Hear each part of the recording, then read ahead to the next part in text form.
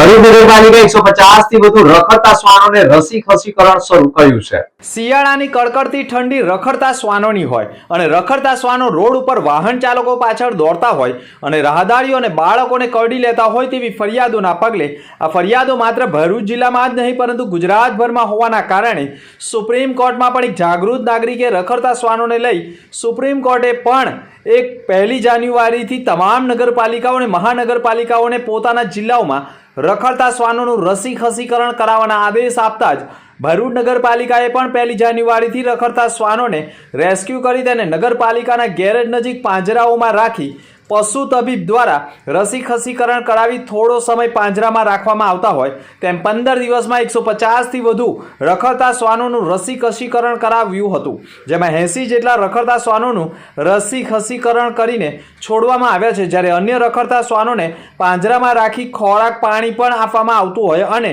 આ શ્વાનોનું પણ રસી ખસીકરણ કરી છોડવામાં આવનાર છે અને રસી ખસીકરણ થયેલા શ્વાનોને માર્ક પણ કરવામાં આવી રહ્યું છે।